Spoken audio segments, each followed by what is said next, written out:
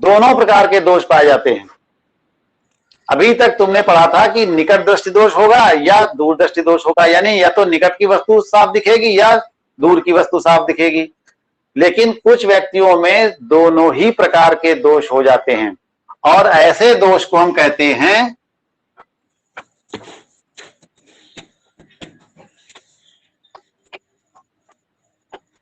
जरा दूरदर्शिता। इसको कहते हैं जरा दूरदर्शिता, ठीक, या इसको अंग्रेजी में कहते हैं प्रेस बायोपिया।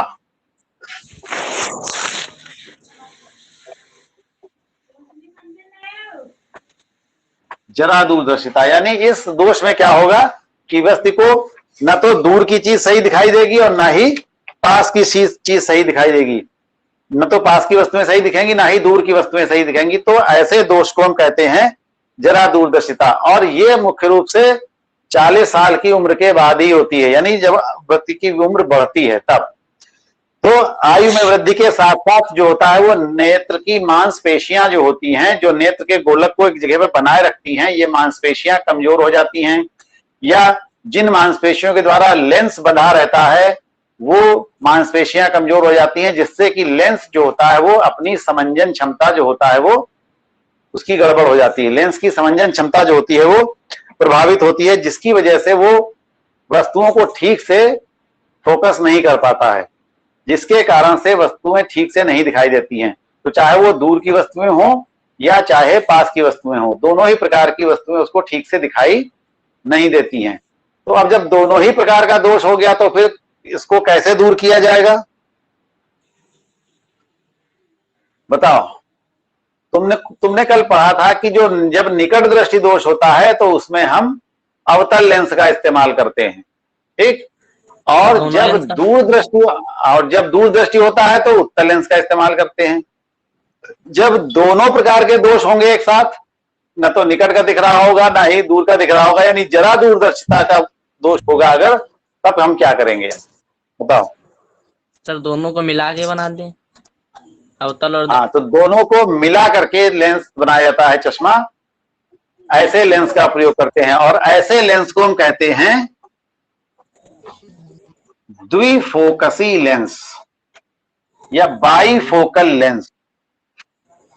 द्विफोकसी लेंस का प्रयोग किया जाता है, इसको अंग्रेजी में कहते हैं बाईफोकल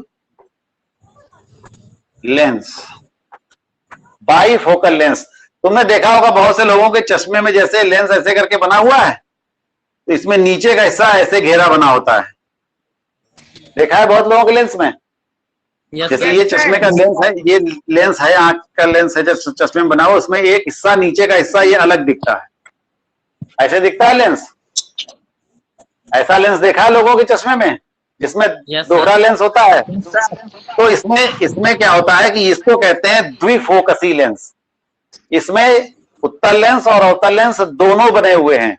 जो ऊपरी हिस्सा है इसमें बना होता है अवतल लेंस, जो साफ दिखाई, ऊपरी हिस्से में अवतल लेंस होता है और निचले हिस्से में जो होता है वो उत्तल लेंस होता है।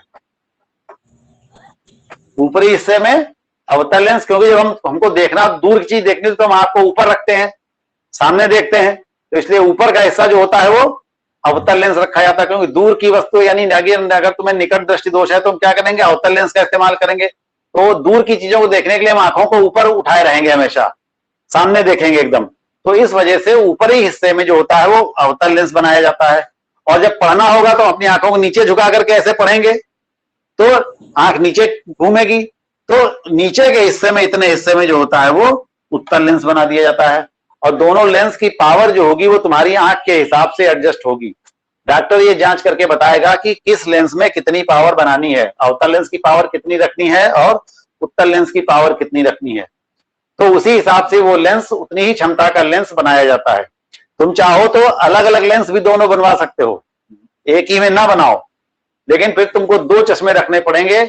जब दूर का देखना होगा तो फिर डिब्बा खोलोगे, फिर चश्मा निकालोगे, लगाओगे, तब दूर का देखोगे। और जब किताब पढ़नी होगी तो चश्मा उतारोगे, उसको अलग रखोगे, फिर दूसरा डिब्बा निकालोगे, फिर दूसरा चश्मा लगाओगे, तब पढ़ोगे बैठ के। तो ये सब झंझट वाली बात हो जाएगी बार बार। तो इसलिए ऐसा लेंस लगाने पर थोड़ा सुविधाजनक रहता है कि बार बार हमको चश्मा बदलना नहीं पड़ता है।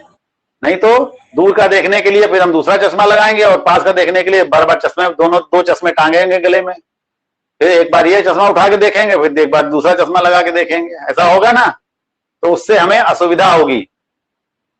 तो इस वजह से द्विफोकसी लेंस का प्रयोग करना थोड़ा सुविधाजनक रहता है।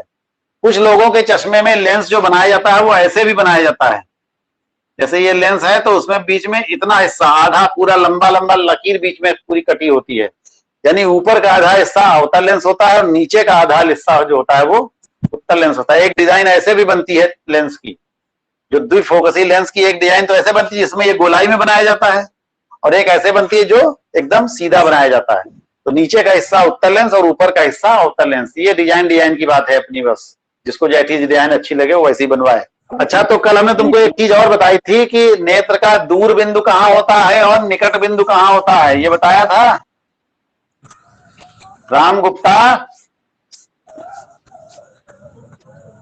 राम जी गायब हो गया क्या? है यस सर। हाँ, तो बताओ, कल हमने तुमको ये भी बताया था कि दूर बिंदु क्या होता है और निकट बिंदु क्या होता है, बताओ।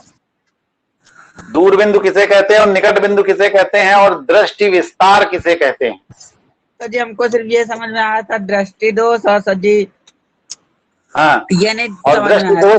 दृष्टि दोष बताने से पहले ही तो हमने दूर बिंदु और निकट बिंदु बताए थे कि आंख जो होती है वो अधिक से अधिक कितनी दूर तक देख सकती है, क्या बताया था? आदित्य बताओ। 25 सेंटीमीटर। अधिक से अधिक कितनी दूर? अनंत तक। अनंत तक। अधिक से अधिक आंख कितनी दूर देख सकती है? अनंत तक। हमने बताया तो तुमको उदाहरण भी दिया था कि हम तारे देख सकते हैं रात में हमको तारे दिखाई देते हैं, और तारे इतने छोटे दिखाई देते हैं क्योंकि ये तारे बहुत दूर हैं हमसे और सूर्य से भी बहुत दूर हैं। और जब हम तारे देख सकते हैं अपनी आंखों से, तो इसका मतलब हमारी आंख जो होती है, जो स्वस्थ आंख होती है, वो बहुत दूर तक देख सकती है, अनंत तक देख सकती है। अनंत मतलब इसका कोई अंत ही नहीं है, कहां तक देख सकती है। तो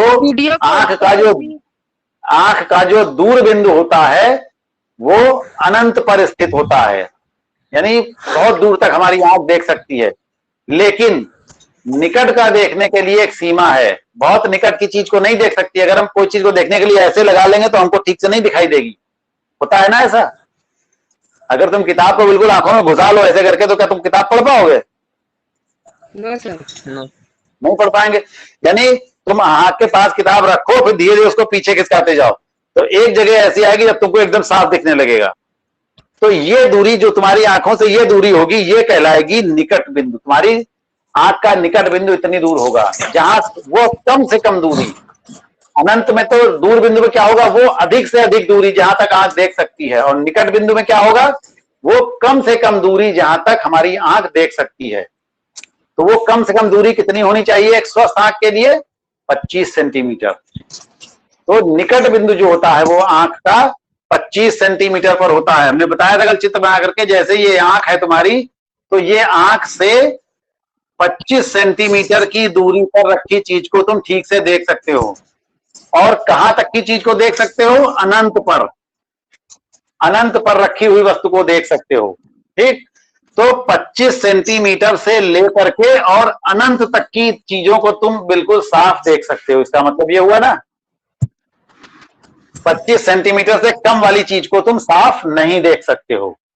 25 सेंटीमीटर से लेकर के और अनंत तक की वस्तुओं को तुम बिल्कुल साफ देख सकते हो, अगर तुम्हारी आंख बिल्कुल सही है, स्वस्थ है। तो ये चीज क्या कहलाती है? 25 सेंटीमीटर से लेकर के और अनंत तक ये दूरी क्या कहलाती है? दृष्टि विस्तार। यानी वो दूरी जहां तक हमारी आंख अधिक से अधिक देख सकती है, वो क्षेत्र चारों ओर, चाहे इधर हो, चाहे इधर हो, चाहे इधर हो, चाहे चारों तरफ, हमारे चारों तरफ का वह क्षेत्र, जिस क्षेत्र में हमारी आंख अधिक से अधिक जितनी दूर तक देख सकती है, जिस रेंज में देख सकती है, उसको हम कहते हैं दृष्टि विस्तार। और वो विस्तार कहां से कहां तक होता है? 25 सेंटीमीटर से लेकर के अनंत तक होता है। तो इसको हम कहते हैं दृष्टि विस्तार। हमारी दृष्टि देखने का क्षेत्र कहां तक है? 25 सेंटीमीटर से लेकर के अनंत तक है, तो इसको हम कहते हैं दृष्टि विस्तार। तो परिभाषा क्या हुई बताओ, दृष्टि विस्तार की परिभाषा क्या हुई? कहां से कहां तक हम देख सकते हैं, कितने निकट से लेकर के और कितनी दूर तक हम देख सकते हैं अधिकतम, इसको कहते हैं आंख का दृष्टि विस्तार। और ये विस्तार कहां तक होता है? 25 सेंटीमीटर से लेकर के अनंत तक होता है। एक बात और कल बताई थी, थोड़ा सा उसको फिर रिवाइज कर लो यहाँ पर कि समंजन क्षमता किसे कहते हैं? नेत्र की समंजन क्षमता, नेत्र की समंजन क्षमता। समंजन क्षमता के बारे में कल बताया था कि नेत्र का लेंस जो होता है वो प्रतिबिंब सदैव कहां पर बनाता है? रेटिना पर ही बनाता है। ठीक, वस्तु को चाहे जहां, अगर यहाँ पे वस्तु रखी है तो भी प्रतिबिंब रेटिना पर बनेगा, यहां पर वस्तु रखी है अगर तो भी प्रतिबिंब रेटिना पर ही बनेगा। यानी आप जो लेंस जो होता है आंख के भीतर, वो अपनी फोकस दूरी को घटा बढ़ा करके इस प्रकार से व्यवस्थित करता है कि प्रतिबिंब सदैव रेटिना पर ही बने, चाहे हम पास की वस्तु देख रहे हों या चाहे दूर की वस्तु देख रहे हों, प्रतिबिंब सदैव रेटिना पर ही बनेगा। इस क्षमता को हम कहते हैं नेत्र की समंजन क्षमता, पावर ऑफ एडजस्टमेंट। यानी नेत्र जो होता है वो अपने आप को इस प्रकार से एडजस्ट करता है, एडजस्ट मतलब व्यवस्थित करता है, अपने आप को इस तरह से बदलाव करता है अपने अंदर कि प्रतिबिंब सदैव रेटिना पर ही बने। तो लेंस में जो ये जो गुण होता है लेंस का, इस गुण को हम कहते हैं लेंस की समंजन क्षमता, पावर ऑफ एडजस्टमेंट इसको कहते हैं। कि हम यहाँ की वस्तु को भी साफ देख रहे हैं, 10 मीटर दूर की वस्तु को भी साफ देख रहे हैं, अनंत की वस्तु को भी साफ देख रहे हैं, तो इसका मतलब क्या है कि हर बार जब वस्तु अलग अलग जगहों पर रखी होगी तो उसका प्रतिबिंब अलग अलग बनता है। ये तुमने पढ़ा था प्रकाश वाले पाठ में कि वस्तु को जब हम अलग अलग स्थितियों में रखते हैं तो प्रतिबिंब उसका अलग अलग जगह बनता है एक लेंस से, जो कांच का उत्तल लेंस होता है उससे अलग अलग स्थितियों में अलग अलग प्रतिबिंब बनता है। क्योंकि कांच का उत्तल लेंस अपनी फोकस दूरी को घटा बढ़ा नहीं सकता है, ये लेंस जो होता है वो मांसपेशियों का बना होता है, पारदर्शी मांसपेशियों का बना होता है, तो ये अपनी फोकस दूरी को घटा बढ़ा सकता है। तो ये अपनी फोकस दूरी को इस प्रकार से घटाता बढ़ाता है कि प्रतिबिंब जो है वो सदैव रेटिना पर ही बने और कहीं दूसरी जगह पर जाकर के ना बने। अच्छा, हम आंखों से केवल प्रकाश ही नहीं देखते हैं, एक कुछ और चीज भी देखते हैं, वो क्या बताओ? आंखें हमें क्या काम कराती हैं? प्रकाश और अंधकार का ज्ञान कराती हैं कि कहीं पर रोशनी है या नहीं है, कहीं पर अंधेरा है या नहीं है। हमको आंखें जो होती हैं इसी बात का ज्ञान कराती हैं, लेकिन एक और चीज का भी ज्ञान कराती हैं। वो आंखों से और क्या चीज देखते हो कि गुलाब का फूल कैसा है? रंग। अमन के कपड़े कैसे हैं इस समय? पीले। अमन किस रंग का कपड़ा पहन के बैठा है? पीला काला। पीला। तो ये क्या चीज है? रंग दिखाते। तो ये क्या चीज है? रंग, रंग है ये। तो यानी आंखें जो होती हैं केवल प्रकाश और अंधकार का ही ज्ञान नहीं कराती हैं, साथ ही साथ और भी कोई चीज दिखाती हैं। वो क्या चीज है? रंग।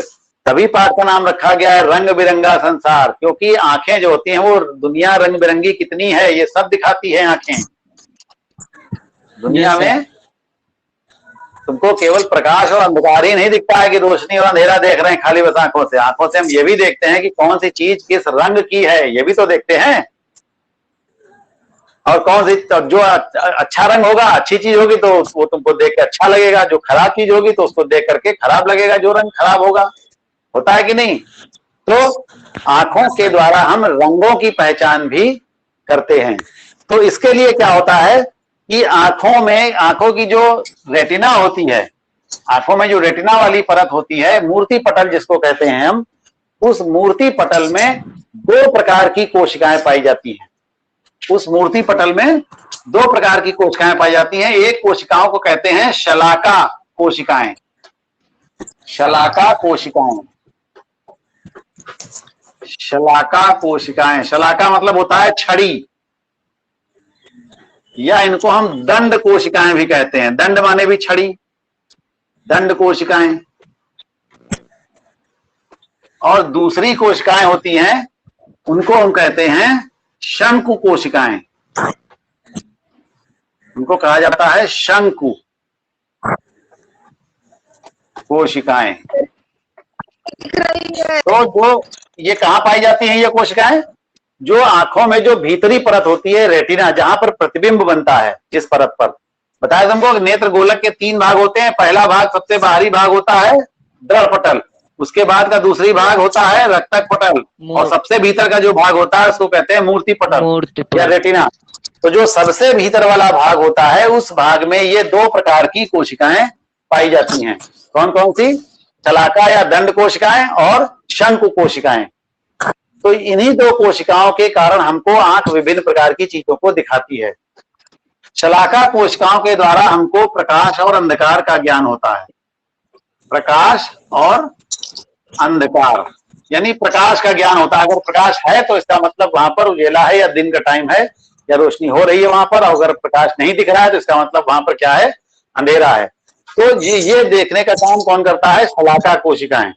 शलाका कोशिकाएं हमको इस बात का ज्ञान कराती हैं कि प्रकाश या अंधकार है किसी जगह पर या नहीं है, क्या चीज है वहां पर, प्रकाश है या अंधकार है। लेकिन जो दूसरी प्रकार की कोशिकाएं होती हैं शंकु कोशिकाएं, ये शंकु कोशिकाएं जो होती हैं वो हमको रंगों का ज्ञान कराती हैं। ये रंगों का ज्ञान कराती हैं। कौन सी कोशिकाएं?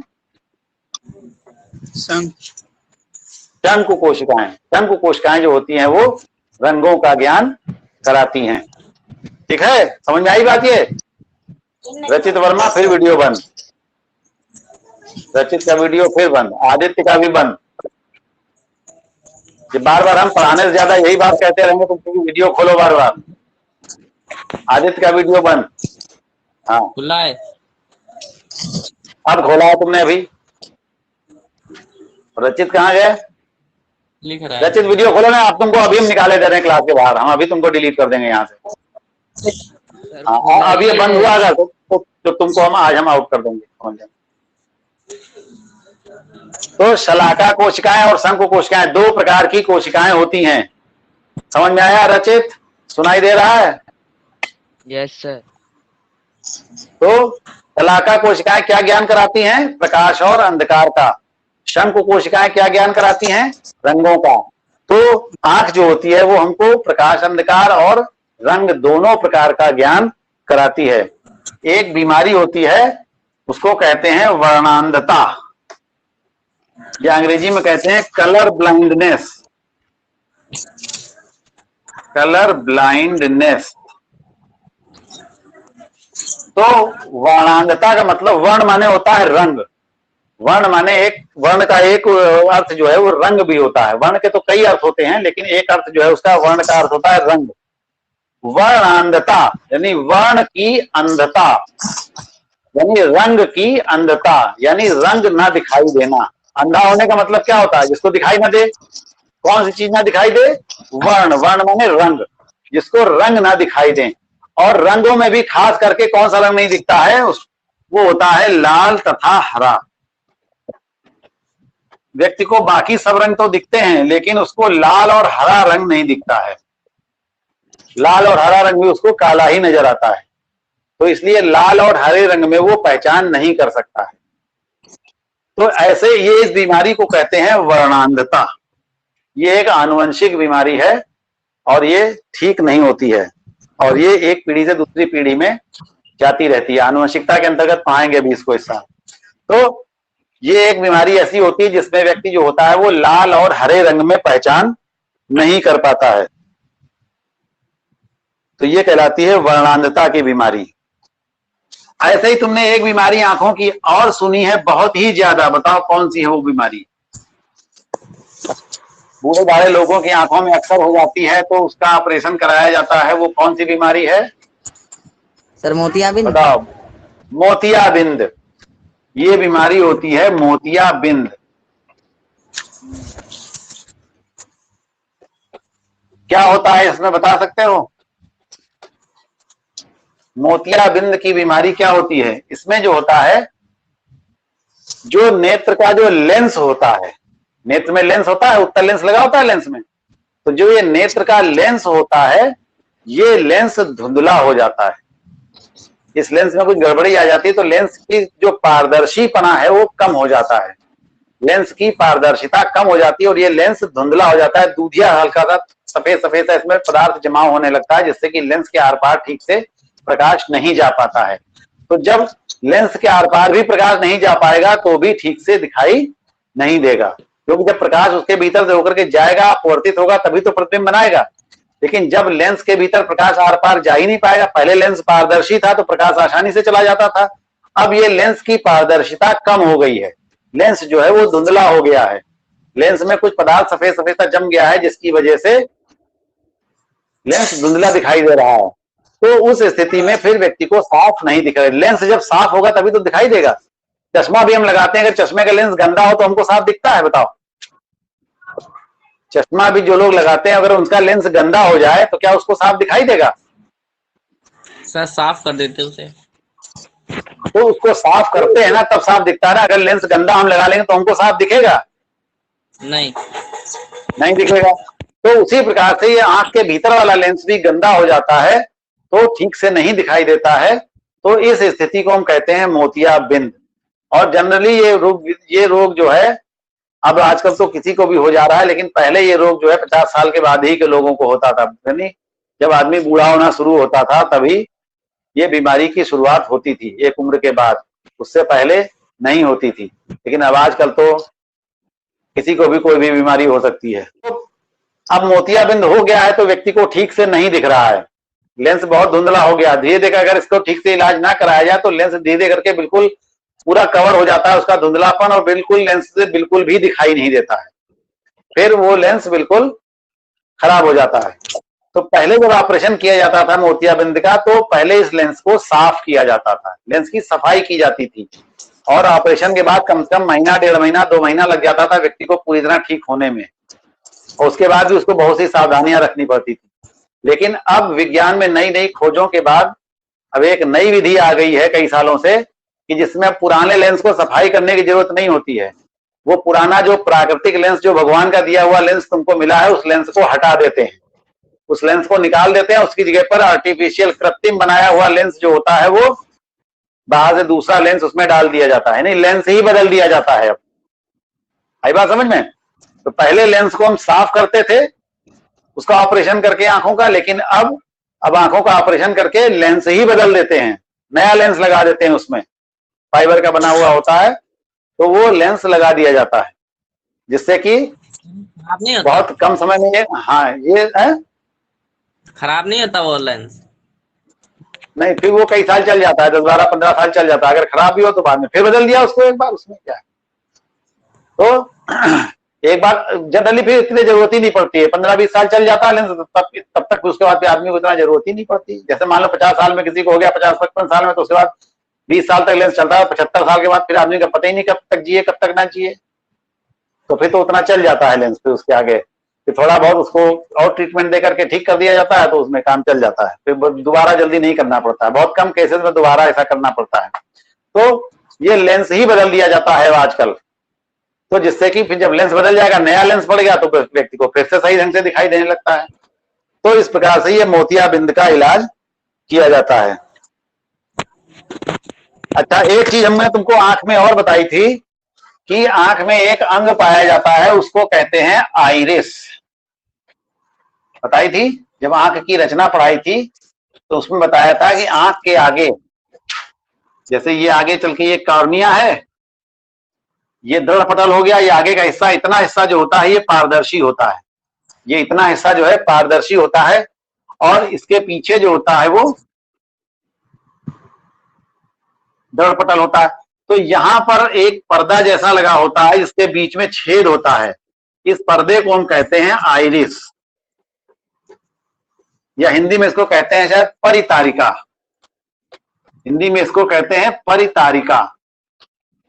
सामने से देखने पर यह गोल दिखता है और इसके बीच में एक छेद होता है। तो ये रंगीन होता है, इसमें रंग होते हैं, कुछ में काला होता है, किसी में भूरा होता है, किसी में नीलापन लिए होता है थोड़ा सा, तो अलग अलग व्यक्तियों में ये इसका रंग आइरिस का जो होता है वो अलग अलग तरीके, इसी वजह से आंखें किसी की काली होती है, किसी की भूरी होती है, ऐसा देखा है ना? किसी किसी व्यक्ति की आंख भूरी दिखाई देती है, नहीं? Yes yes sir. सर। देखा है ना? कुछ अंग्रेज लोग होते हैं उनकी आंखें नीली नीली सी होती हैं, देखा है? किसी किसी की आंख कैसी होती है, नीली नीली दिखाई देती है। कुछ लोग तो लेंस लगा लेते हैं, कॉन्टैक्ट लेंस लगाते हैं रंगीन, उसकी वजह से भी आंखें उनकी नीली हो जाती हैं। जो फिल्मों में जो काम करने वाले हीरो हीरोइन होते हैं वो अपना रूप बदलने के लिए रंगीन कॉन्टैक्ट लेंस लगा लेते हैं, आंखों के ऊपर चिपका लेते हैं लेंस, जिसकी वजह से उनकी आंखों का रंग बदल जाता है। लेकिन कुछ लोगों की आंखें नेचुरली ही नीले रंग की होती हैं, विदेशों के रहने वाले लोगों की, या भूरी होती हैं, ठीक है? या अधिकतर लोगों की कैसी होती है, काली होती है। हमारे हिंदुस्तान में अधिकतर लोगों की आंख काली ही होती है, ठीक है? तो ये रंग जो होता है वो इस आइरिस के पर्दे में ही होता है, और इस आइरिस का पर्दे के रंग के कारण ही आंख का रंग जो होता है काला, भूरा या नीला या किसी रंग का दिखाई देता है। तो ये आइरिस में जो ये छिद्र होता है, इस छिद्र को कहते हैं हम पुतली। आंखों की पुतली कही जाती है, या इसी को हम आंखों का तारा भी कहते हैं। तारा, पुतली या तारा, अंग्रेजी में इसको कहते हैं प्यूपिल। अंग्रेजी में इसको कहते हैं प्यूपिल या पुतली, हिंदी में कहते हैं।